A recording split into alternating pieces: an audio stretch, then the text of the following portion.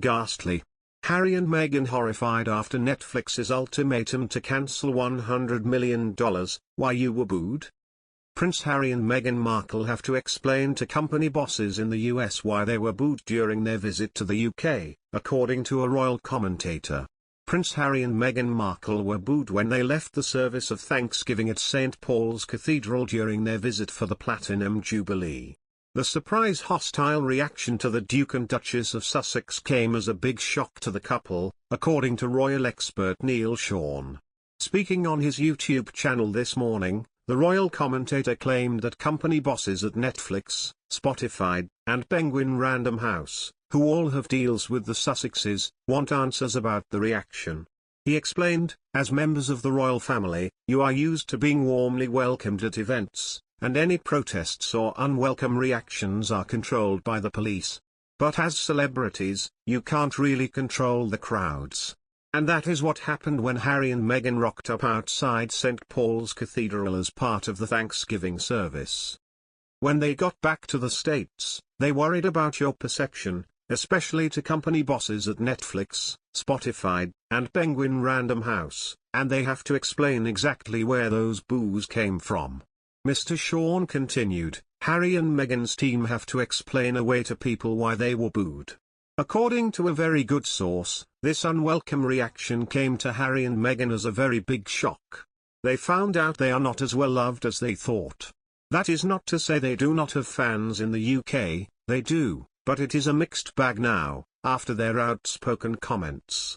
Mr. Sean noted that others were booed at the event, including Prime Minister Boris Johnson, who was met with boos and whistles by frustrated spectators. The Queen herself was not in attendance for the event due to some discomfort she experienced the day before. After the uncomfortable reaction, Meghan and Harry skipped a luncheon following a Thanksgiving service at St. Paul's Cathedral.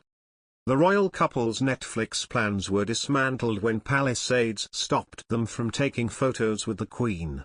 Royal expert Russell Myers claimed that officials were absolutely against images amid claims the Duke and Duchess of Sussex are working on a Netflix documentary. Speaking to Today, Mr. Myers said, the Queen did get to meet her great-granddaughter Lilibet. There was no official photography being placed, but the reports were that Harry and Meghan did want their friend Miss Anne Harriman to come and have a picture with the Queen. Of course that would have been a nice family moment, but the palace were absolutely adamant that it couldn't take place. You can't blame them because Harry and Meghan are still rumored to be doing this fly-on-the-wall documentary with Netflix. It's all getting quite messy. There was no obvious interaction shown on the television camera between Harry and his brother William, who have long faced a rift, nor the Duke and Charles, who have also had a troubled relationship, or between Meghan and Kate. Harry and Meghan's relegated seats were a telling sign of their change in status. Far across the aisle from the Prince of Wales, the Duchess of Cornwall and the Duke and Duchess of Cambridge, Harry and Meghan sat in the second row, behind the Wessex family and the Duke and Duchess of Gloucester. Working royals filled the front row chairs, meaning there was no place there for Harry and Meghan in the prime positions. The event marked Harry and Markle's first joint public appearance with the royal family in 2 years following their move to step back as senior members of the monarchy. During the trip, the couple also introduced their youngest child, Lilibet, to the rest of the royal family. A poll released on the eve of their visit showed that Harry and Meghan's popularity in the country had sunk to an all-time low.